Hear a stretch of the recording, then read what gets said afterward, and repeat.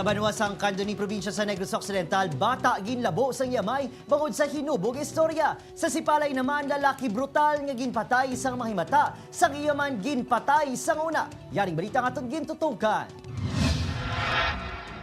Brutal ang nangin kamatayo ni Lito Villarin sa kamot sang iya mismo nga bayaw kag hinablos sa Paradise Village, Barangay San Jose, Sipalay City. Ginkilala mga suspetsado nga Sunday J.R. Bacornay kag Bonifacio Tabanaw. Sa investigasyon sa Sipalay City Police, 2012 sang ginpatay sang biktima ang utod sa isa sa mga suspect. Nakainom sila, yung mga suspect. Parang gumanti lang sila. Madamos ang labo sa lawas ang biktima, utod man ang wala sininga kamot kag tiil. Para na sa kustudiya sang kapulisan ang duha ka suspetsado.